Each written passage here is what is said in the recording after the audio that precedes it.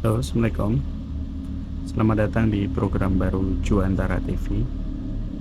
Namanya Cerita Malam, di mana di sini saya akan membagikan cerita-cerita mistis, cerita-cerita seram, cerita-cerita horor eh, yang pernah dialami baik oleh saya sendiri maupun nanti kedepannya saya akan membacakan kisah-kisah yang ada di internet, ataupun kalau kalian pengen membagikan cerita bisa kalian kirim ke ronaldojuantara@gmail.com.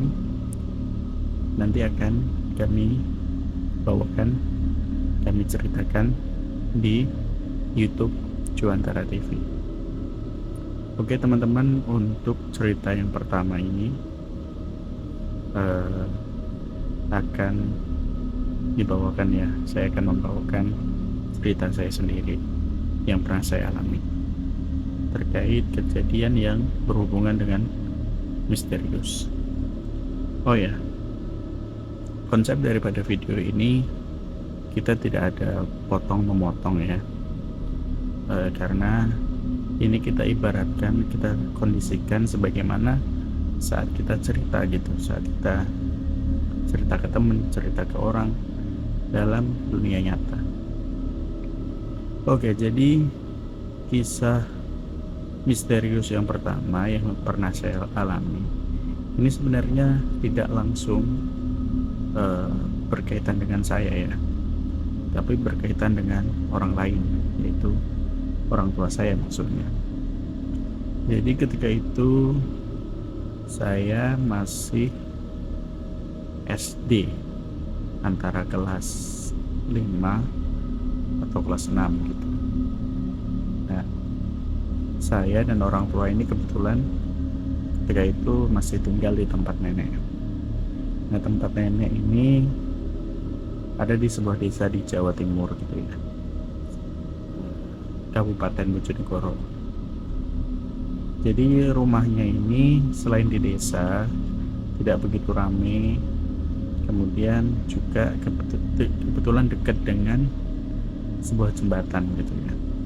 Dan jarak dari rumah ke jembatan itu sekitar 50 meter.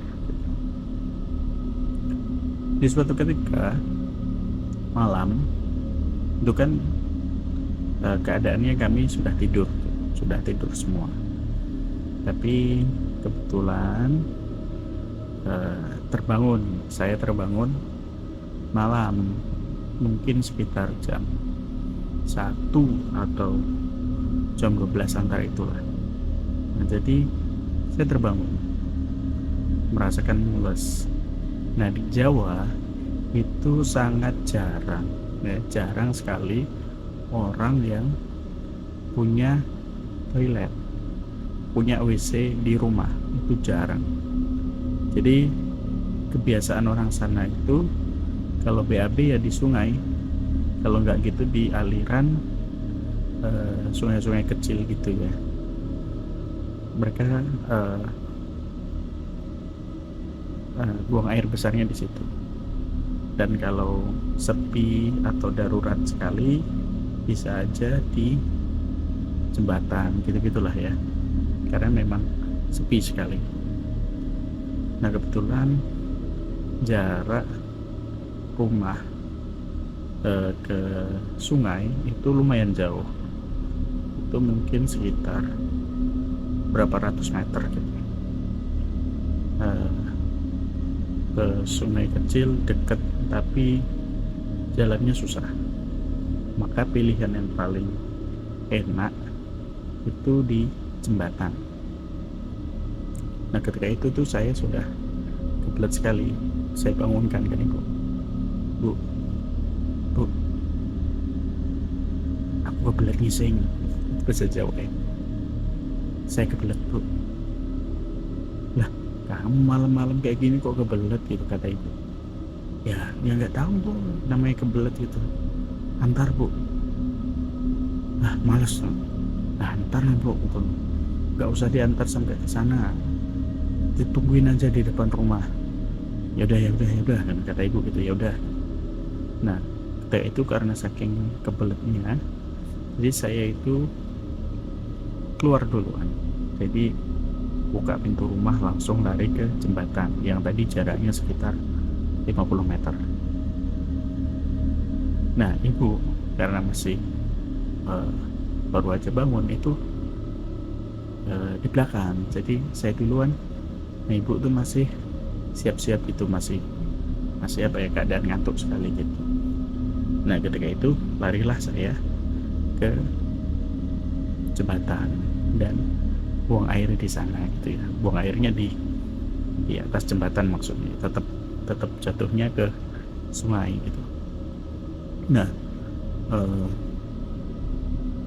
ibu saya keluarlah dari pintu, kemudian ngomong ke saya, "Bro, cepet, jangan lama-lama." Nah, waktu itu saya nggak jawab. Nah, ibu itu ngomong berkali-kali seperti itu dan tetap saya tidak jawab. Nah, ibu saya kesal kan, natap saya dong, kok nggak dijawab-jawab gitu, cepetlah maksudnya gitu loh. Nah, tiba-tiba beberapa waktu saya lari dari arah jembatan, dari jalan, sementara ibu saya dari tadi melihatnya ke arah samping rumah. Nah, saya merinding. Nah, pertanyaannya, siapa yang diajak ngomong itu? Sama ibu. Nah, ketika saya datang itu, ibu wajahnya bingung. Kayak, terus saya tanya, "Kenapa, Bu?" Ibu tanya, "Loh, kamu BAB di mana?" gitu. Nah, saya jawab lah, "Jembatan, Bu." Loh, kamu di situ gitu loh, kata ibu, di samping rumah. "Enggak, aku di jembatan." Terus ibu, "Ya udah masuk." Nah, akhirnya diceritakan jelaslah kisah ini di pagi harinya sama ibu. Nah, ibu berkata itu kan, kalau yang beliau lihat itu ya saya gitu loh, di samping rumah. Nah, makanya ketika ibu ngomong tanya kok diem aja, ya karena ibu nggak teriak, karena ibu melihatnya saya ada di samping rumah, di dekatnya gitu. Makanya ngomongnya, manggilnya nggak begitu keras, dan saya yang jaraknya 50 meteran dari rumah yaitu di jembatan, ya pasti nggak dengar. Nah, ibu cerita waktu itu saya pakai baju serba putih katanya, dan pakai peci putih juga, makanya ibu bingung ngapain kok pakai peci gitu. Nah, itulah, jadi sampai sekarang itu nggak tahu siapa yang sebenarnya dilihat sama ibu gitu. Nah, itu adalah kisah yang pertama untuk mengawali episode kali ini ya. Saya sebenarnya pengalaman mistis ini masih ada 2 lagi lah yang saya alami secara pribadi. Kalau tadi kan berkaitan dengan ibu, kalau yang 2 ini saya pribadi. Nah, mungkin akan saya ceritakan episode selanjutnya. Nah, seperti yang saya bilang tadi, teman-teman kalau punya cerita mistis mau dibacakan, kalian bisa kirim di ronaldojuantara@gmail.com. Nah, kalian bebas nanti mau disebutkan namanya, tempatnya, atau mungkin nanti disamarkan, itu terserah kalian. Atau mungkin nanti kalau misal belum ada email yang masuk dari kalian, saya akan bawakan kisah yang viral, yang beredar di internet gitu ya, untuk kalian. Oke, terima kasih telah mendengarkan cerita saya untuk episode kali ini. Jangan lupa like, comment, subscribe ya, dan juga bagikan video ini ke teman-teman, ke keluarga kalian yang mungkin suka dengan cerita ini. Silahkan like kalau kalian suka, silahkan dislike kalau tidak suka. Kirim masukan kalian juga di komentar untuk saya supaya saya berkembang lebih baik lagi. Saya akhiri. Assalamualaikum warahmatullahi wabarakatuh.